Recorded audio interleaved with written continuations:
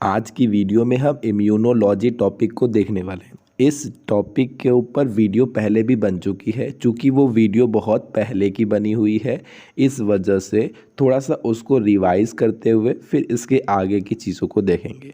बाकी बात की जाए मेरे आवाज़ की, मेरी वॉइस बहुत ख़राब है, बहुत बुखार वुखार है, इस वजह से ये वॉइस सहन कर लीजिएगा। अब आइए टॉपिक की बात करते हैं। देखिए, सबसे पहला हमें ये समझना चाहिए कि ये इम्यूनिटी क्या होती है, क्योंकि इम्यूनोलॉजी के बारे में तो हमने वहाँ पे भी समझा है। सबसे पहला हमारा काम है इम्यूनिटी को समझना। तो इम्यूनिटी हमें डिज़ीज़ कॉजिंग जो ऑर्गेनिज्म होते हैं, जो डिज़ीज़ को कॉज करने वाले एजेंट होते हैं, उनसे बचाने का, उनसे डिफेंड करने का काम हमारी इम्यूनिटी करती है। अब वही चीज़ यहाँ पे इंग्लिश में लिखी है कि immunity is the ability of the body to defend itself against disease causing organism, यानी कि बॉडी के अंदर इम्यूनिटी की ही वजह से बॉडी स्वयं को डिजीज़ कॉजिंग ऑर्गेनिज्म से डिफेंड कर पाती है, बचा पाती है। ठीक है। Every day our body comes in contact with several pathogens, यानी कि हर दिन हमारी जो बॉडी है वो बहुत सारे पैथोजेंस के कांटेक्ट में आती है, but only a few results into a disease, लेकिन उनमें से सिर्फ कुछ के द्वारा हमें डिजीज़ होता है, कुछ के द्वारा। यानी कि ये कहीं ना कहीं ये कहना चाह रहा है कि जो इतने सारे पैथोजेंस के कांटेक्ट में आते हैं उनका हमारी बॉडी के ऊपर प्रभाव नहीं पड़ता है। इसकी बहुत बड़ी वजह हमारी इम्यूनिटी है, हमारा इम्यून सिस्टम है, जो उन रोगों से, उन डिजीज़ कॉजिंग ऑर्गेनिज्म से लड़ जाता है, उनको ख़त्म कर देता है। कुछ ऐसे होते हैं जिनको वो ख़त्म नहीं कर पाता है और उनकी वजह से हमें डिजीज़ हो जाता है। अब मन में सीधा सा क्वेश्चन आएगा कि इसके पीछे का भैया रीज़न क्या है। चलो ठीक है, तुम्हारी बात हम मान लेते हैं कि हाँ ये चीज़ है, हमको डिजीज़ नहीं हो रहा है। रीज़न क्या है, कारण तो बताइए ज़रा। तो कारण सिंपल सा ये है कि the reason is our body has the ability to release antibodies against these pathogens and protect the body against disease. यानी कि सिंपल सा रीज़न है कि जो हमारी बॉडी है वो, उसके अंदर ये एबिलिटी है, यानी ऐसे समझिए कि जो हमारी बॉडी है वो एंटीबॉडीज़ को रिलीज़ करती है, एंटीबॉडीज़ का फॉर्मेशन करती है। किसके विरुद्ध? उन पैथोजेंस के विरुद्ध। ये एंटीबॉडीज़ उन पैथोजेंस के ऊपर, उन रोगवाहक के ऊपर वर्क करते हैं और हमारी बॉडी को प्रोटेक्ट करते हैं। किससे? तो आपके जो डिजीज़ेज़ हैं, यानी कि रोग हैं, उनसे आपकी बॉडी को प्रोटेक्ट करते हैं। यानी कि सिंपल सा काम है, ये जो हमारी बॉडी होती है वो एंटीबॉडीज़ को रिलीज़ करती है। ये एंटीबॉडीज़ उन पैथोजेंस के विरुद्ध काम करते हैं, उन पैथोजेंस के ऊपर काम करते हैं, उनको ख़त्म करते हैं, उनसे हमारी बॉडी की प्रोटेक्शन करते हैं और उसी की वजह से किसी भी प्रकार की डिजीज़ नहीं हो पाती है। सिंपल सी बात है। इसी वजह से तो, या आप कह सकते हैं कि इसी डिफेंस मैकेनिज़्म को ही आपका इम्यूनिटी कहा जाता है। ये जो डिफेंस मैकेनिज़्म है, जो बॉडी को खुद से बचा रहा है, यही क्या कहलाती है? इम्यूनिटी कहलाती है। सिंपल सा बात है। ये एग्ज़ाम में पूछा जाता है कि व्हाट इज़ इम्यूनिटी, शॉर्ट में पूछ लिया जाएगा, या व्हाट इज़ इम्यूनोलॉजी, ये शॉर्ट का एक क्वेश्चन बनता है। ठीक है। बाकी मैं आपकी जानकारी के लिए बता दूं, इस क्वेश्चन के अंदर इतनी एबिलिटी है कि ये क्वेश्चन अक्सर कर लॉन्ग में आने की पॉसिबिलिटी बनती है। लॉन्ग में नहीं भी आएगा तो सिर्फ इस टॉपिक से बहुत सारे क्वेश्चन आपको शॉर्ट में देखने को मिल जाएंगे। लेकिन इतना समझ लीजिए कि इस क्वेश्चन के अंदर इतनी एबिलिटी है कि ये लॉन्ग में आने के लायक पूरा बनता है। ठीक, तो ये मेंटेलिटी आप तैयार रखिएगा। बाकी इससे बहुत सारे शॉर्ट्स भी आएंगे, ये भी बिल्कुल तय है। चलिए अब हम बात करते हैं टाइप्स ऑफ इम्यून सिस्टम की। ठीक है, तो आपको बता देते हैं, दो प्रकार का होता है। मेनली देखा जाए दो प्रकार का होता है, बहुत जगह पे उसे चार प्रकार का भी बताया जाता है, लेकिन वो दो प्रकार के अंतर्गत ही वो दो प्रकार जो अन्य बच जाता है वो भी आ जाता है। इस तरीके से चार प्रकार ना बता के इस तरीके से भी आप कह सकते हैं कि मेनली ये टू टाइप्स का होता है।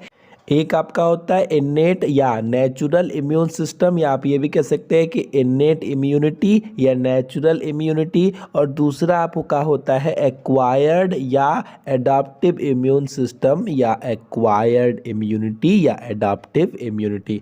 इन सभी नामों के थ्रू आप इसे जानते हैं, इस वजह से इतनी सारी चीज़ बता रहा हूँ। अब सिंपल सी बात बताता हूँ, जो आपकी इनेट इम्यून सिस्टम है या आपका इनेट इम्यूनिटी है, ठीक है, ये जन्म से यानी कि बर्थ के समय से जब एक बच्चा पैदा होता है तो ये उसके साथ ही ये इम्यून सिस्टम जन्म ले लेता है, ये उसके साथ ही ये इम्यूनिटी डेवलप हो जाती है।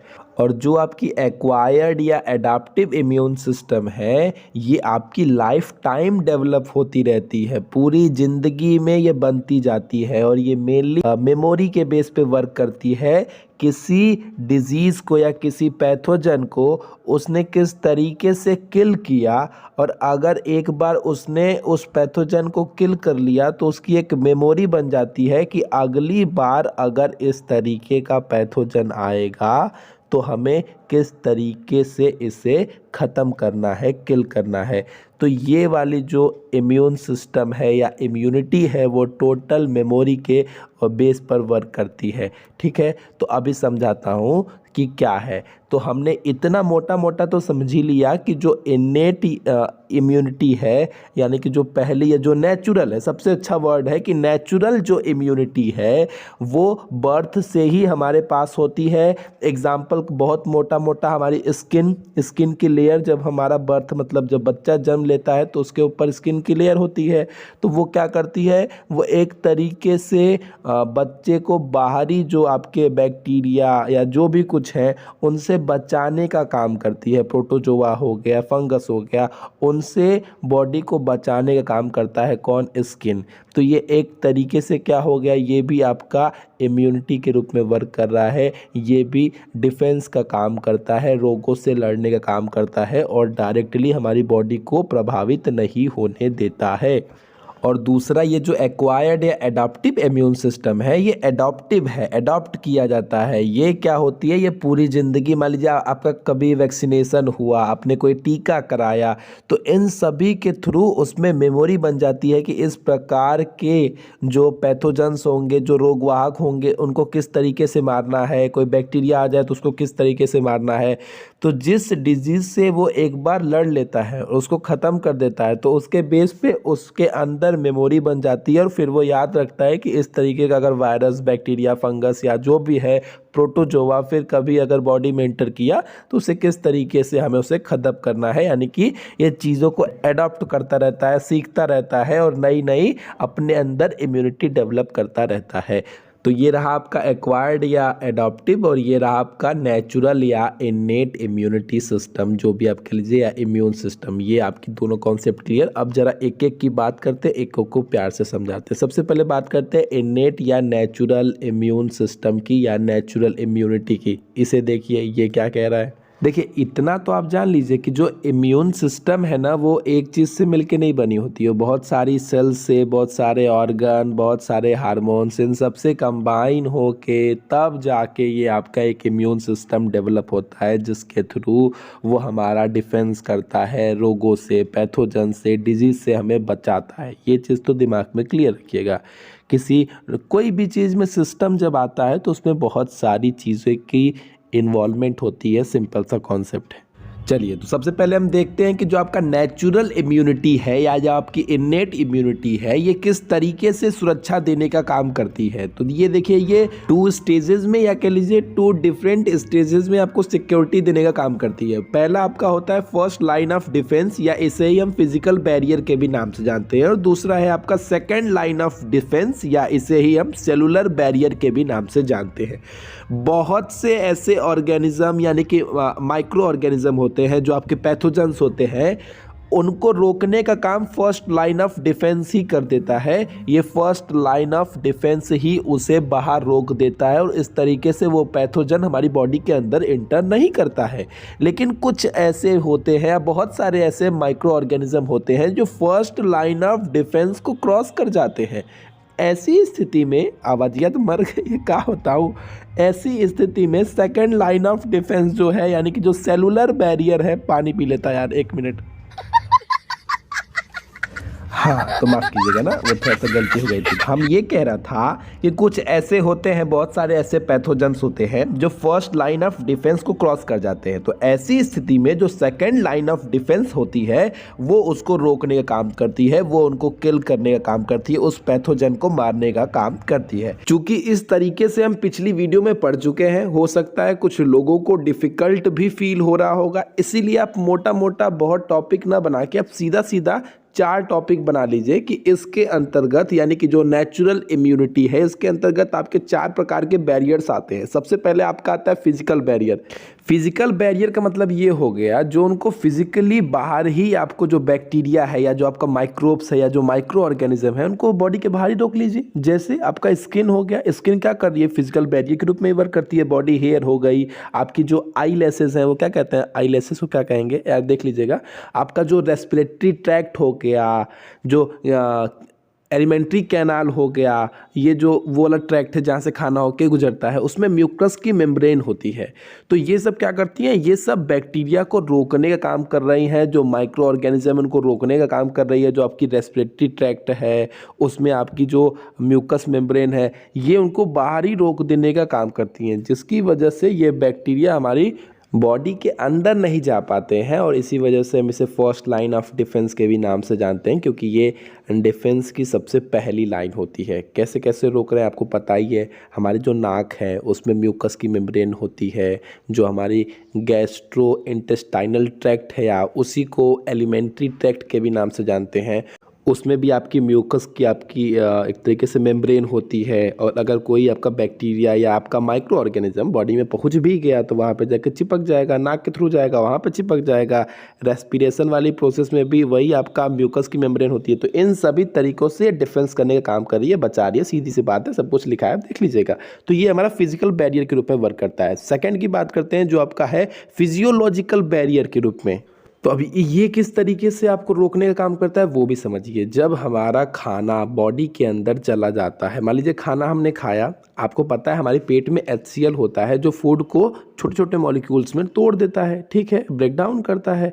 तो वो इतना ज़्यादा स्ट्रॉन्ग एसिड होता है कि वो खाने को पचा जाता है, तो ये सब छोटा छोटा बैक्टीरिया नहीं पचा पाएगा। तो मोस्टली जो बैक्टीरिया हैं जो फूड के रास्ते से पेट में आए होते हैं उनकी कहानी तो ये HCl ही ख़त्म कर देता है। इसके अलावा जो हमारा माउथ में पाया जाने वाला सलाइवा है वो ख़त्म कर देता है। जो हमारी आँखों में पाए जाने वाले टीयर्स हैं, यानी कि जो हमारे आँख के आंसू हैं जिसमें लाइसोजाइम पाया जाता है, वो भी क्या है, वो भी इनको मारने में या उनको ग्रोथ न करने में हेल्प करता है, उनकी ग्रोथ को रोक देता है।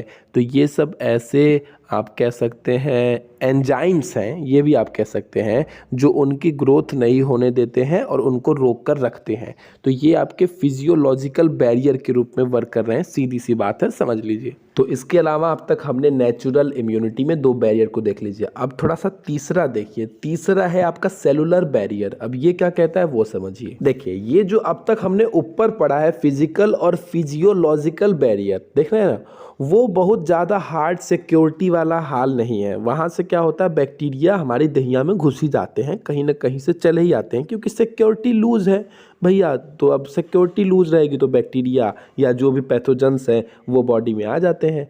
तो ऐसी कंडीशन में, यानी कि जो फिजिकल बैरियर और फिजियोलॉजिकल बैरियर को क्रॉस करके हमारी बॉडी में एंटर कर जाते हैं, तब हमारा आता है सेलुलर बैरियर की बारी। और इस बैरियर में सब खतरनाक है, सब आपकी सेल्स इन्वॉल्व होती हैं। कौन कौन सी सेल्स होती हैं, जैसे आपकी WBC हो गई जिसे हम ल्यूकोसाइट्स के नाम से जानते हैं, न्यूट्रोफिल्स हो गया, लिम्फोसाइट्स हो गया, बसोफिल, स्नोफिल, मोनोसाइट्स, ये सभी प्रकार के सेल ये आपके ब्लड में और आपकी टिश्यूज़ में प्रेजेंट होते हैं। अब यहाँ से इनका मार झगड़ा चालू होगा। जो बैक्टीरिया अंदर एंटर कर गए हैं उनको खा पी के ये लोग अपना काम चलाएंगे। तो इसमें जो जितने सारे सेल्स का नाम बताया है, इन सेल्स के काम के बारे में अभी हम आपको नीचे बताऊंगा, ठीक है, कि इन सभी जो ये सेल्स जो आपके न्यूट्रोफिल्स हैं, लिम्फोसाइट, बसोफिल, स्नोफिल, मोनोसाइट्स, फैगोसाइट्स, ये सब क्या है, इनके क्या काम है ना, वो भी मैं नीचे बताऊंगा। ये जान लीजिए कि अब ये सब जो मिल के ये ब्लड के अंदर होते हैं, जो भी बाहर से जो भी आपका माइक्रो ऑर्गेनिज्म आएगा उनको मारने का काम अब इनका ही है, यही उसको ख़त्म करेंगे। ठीक है, वो आप ऐसे समझ लीजिए।